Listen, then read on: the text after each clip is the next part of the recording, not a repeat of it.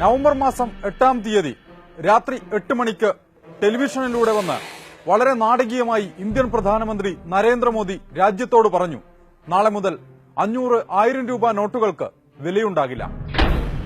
ലക്ഷ്യങ്ങളും അദ്ദേഹം പറയുകയുണ്ടായി.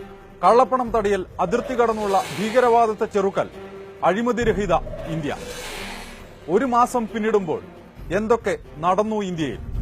50 ദിവസത്തിനുള്ളിൽ, അതായത് ഡിസംബർ 30-നുള്ളിൽ എല്ലാ പ്രശ്നങ്ങളും പരിഹരിക്കും, ഇല്ലെങ്കിൽ എന്ത് ശിക്ഷയും ഏറ്റുവാങ്ങാൻ തയ്യാറാണെന്നും അദ്ദേഹം അന്ന് പറഞ്ഞിരുന്നു. ഒരു മാസം പിന്നിടുന്നു. 3 കാര്യങ്ങളെക്കുറിച്ചുള്ള സത്യം തിരയുകയാണ്. ആദ്യം കള്ളപ്പണം. രാജ്യത്തെ കറൻസിയുടെ 86% 500 രൂപയുടെയും 1000 രൂപയുടെയും നോട്ടുകളാണ്. അതായത് 15 ലക്ഷം കോടി രൂപയുടെ നോട്ടുകളാണ് 500-ന്റെയും 1000-ന്റെയും പിൻവലിച്ചിരിക്കുന്നത്. പിൻവലിച്ച തുകയിൽ 4 മുതൽ 5 ലക്ഷം കോടി രൂപ വരെ തിരിച്ചു വരില്ലെന്നായിരുന്നു സർക്കാരിന്റെ കണക്കുകൂട്ടൽ.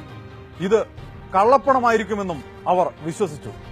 പക്ഷേ ഇതുവരെ 13 ലക്ഷം കോടി രൂപയുടെ നോട്ടുകൾ തിരിച്ചെത്തി.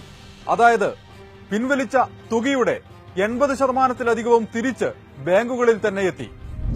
പ്രധാനമന്ത്രി പറഞ്ഞതനുസരിച്ച് ദിവസങ്ങൾ ഇനിയും ബാക്കിയുണ്ട്. അതിനിടെ റവന്യൂ സെക്രട്ടറി ഹസ്മുഖ് അദിയ പറഞ്ഞത് കേട്ടില്ലേ? പിൻവലിച്ച മുഴുവൻ നോട്ടുകളും തിരിച്ചെത്തുമെന്ന്. അങ്ങനെയെങ്കിൽ എവിടെയാണ് സാർ കള്ളപ്പണം? ഉണ്ടെങ്കിൽ തന്നെ അതെല്ലാം വെളുത്തു കഴിഞ്ഞുവെന്ന് ചുരുക്കം. അഴിമതി ഇല്ലാതാക്കുക എന്നതായിരുന്നുവല്ലോ അദ്ദേഹത്തിന്റെ മറ്റൊരു ലക്ഷ്യം. ചെറിയ നോട്ടുകളുടെ അഴിമതിയാണോ അദ്ദേഹം ഉദ്ദേശിച്ചത് എന്നറിയില്ല. രാജ്യത്തിന്റെ വിവിധ ഭാഗങ്ങളിൽ നിന്ന് ബിജെപിക്കാരുടെ കൈവശം നിന്ന് പിടിച്ചെടുക്കുന്നത് 2000-ന്റെ വലിയ നോട്ടുകെട്ടുകളാണ്. ഇനി പ്രധാനപ്പെട്ടതും മൂന്നാമത്തേതുമായ വിഷയത്തിലേക്ക് വരികയാണ്. അതിർത്തി കടന്നുള്ള ഭീകരവാദം ചെറുക്കൽ.